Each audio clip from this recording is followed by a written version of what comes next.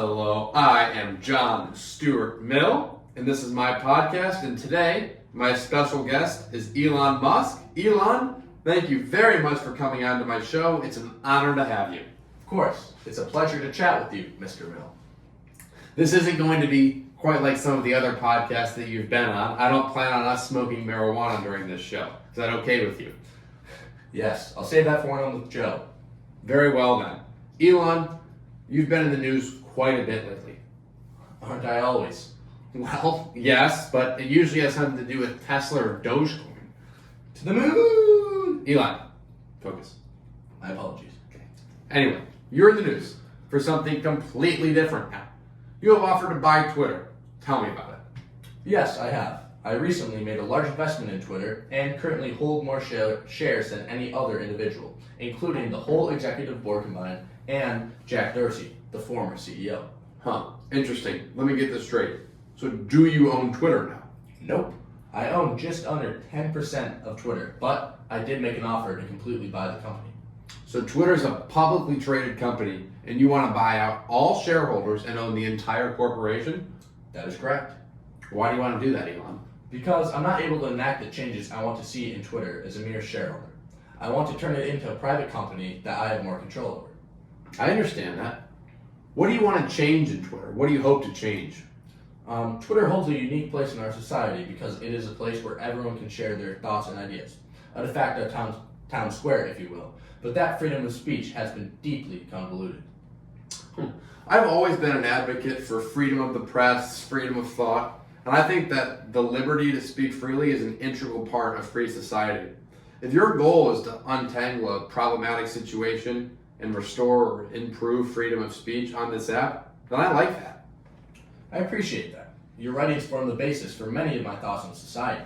I think it's imperative that we have freedom of the press as it protects us against corrupt government.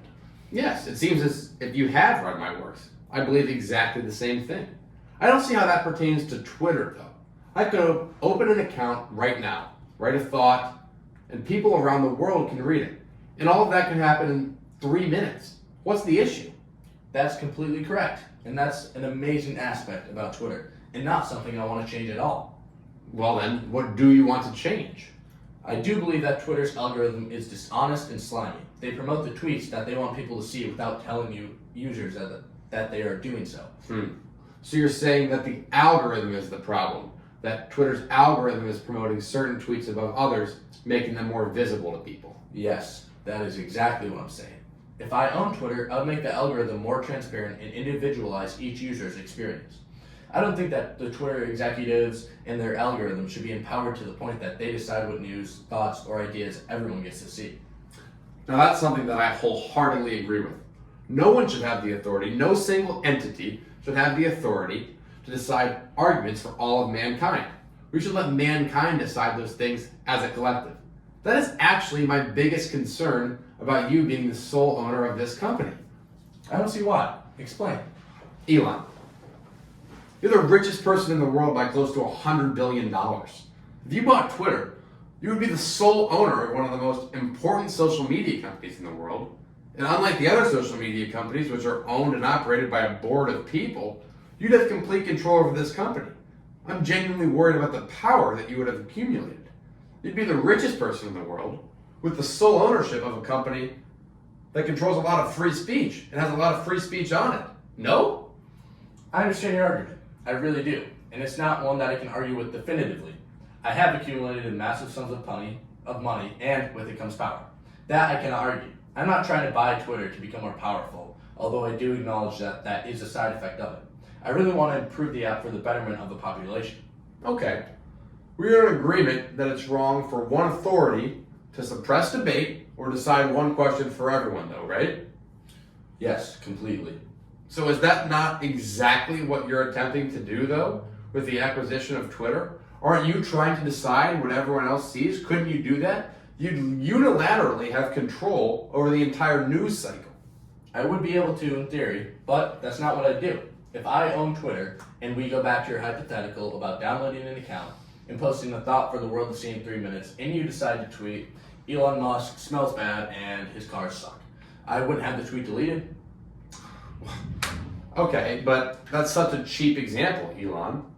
What if a reputable magazine, The Atlantic, for example, runs a well-founded piece criticizing your treatment of workers? I'd read it, and I'd likely respond to it to defend myself. But in no situation would I have it taken down.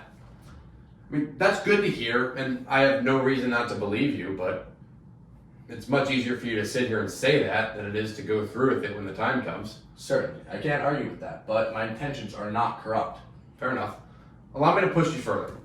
What if someone tweets, Elon Musk is a horrible person, no one should have that much money, and every Tesla factory should be bombed? What's the Elon Musk era Twitter do with that tweet? That's inciting violence against thousands of people that are working in and are around the factory. And when you incite imminent violence, you lose your liberty to speak freely. Incite imminent violence. Okay, I agree with that. How about this one? You letting Trump back on Twitter? I'm not going to answer that right now because I simply don't have the answer right now. And my Twitter acquisition offer isn't about Trump, despite what many people have said. I disagree a lot with what the man says and what the man does. But I also don't think that everyone I disagree with should be silenced. Is that a yes? It's an I don't know, and I truly mean that. Fair enough. Fair enough. Another conundrum I really have had with Twitter recently is the censoring of scientists' account. World-renowned physicians have been suspended or banned. Twitter did that? Yes, you mentioned Joe Rogan. The doctor that he had on his podcast, Robert Malone, had his account suspended during the pandemic for tweeting information about the vaccine. Really? Why?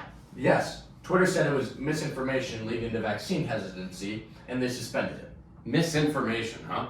Who is to decide that? I've heard very few arguments, if any, in my life that have had no cracks, viable counterpoints, or valid criticism. To silence something for misinformation assumes that other information is infallible, which is rarely the case. I agree with you. I think information counter to the mainstream narrative is a productive part of free society. It pushes people to examine the arguments for themselves, which is better than being force-fed the truth. Certainly. Debate is a wonderful and productive part of the world in which we live. Even if the information has no element of truth to it, there is no reason to censor it. Just discredit it with higher quality information so no one believes it. I don't think censorship is necessary. Let me think about that. I mostly agree with you, but from a utilitarian standpoint, if misinformation is masquerading well enough as the truth and then duping the population into believing it, wouldn't it just be in the best interest of the people if they didn't see it? Yeah, but this goes back to the question of who decides what misinformation is. I don't think any single entity should. Over time, I believe the truth is undefeated. It's a very slippery slope with a dangerous precedent to start labeling things misinformation. To answer your question from a utilitarian standpoint, I think that the population gains more over time for the benefits of free speech, keeping the government in line, hearing debate, finding truth on an array of subjects than it does by having all misinformation, which no one can truly distinguish, blocked from their perspective. That's a really good answer, Elon. It's a complicated question, and I really understand your answer. It's super complicated. It's a challenge that we'll deal with throughout all of time. I think I agree with you. You've made a lot of sense, and I appreciate your utilitarian perspective on it. This situation is not one that I had to consider when I was coming up with my theory 150 years ago, but I tend to agree with you and respect what your thought process is. I'll take it. That means I'm doing something right. Certainly. If nothing else, Elon, I commend you for your bold, independent thinking. The world needs more people like you. I appreciate that, sir. If you do end up owning Twitter, though, I beg you, for my sake, for your sake, for the sake of all of us, for the whole population, protect the liberty of people to share their thoughts. Make Twitter be a place for everyone, not just a place for everyone that likes Elon Musk. I vow to do that, sir. Thank you for having me on today. It was my pleasure. Goodbye now.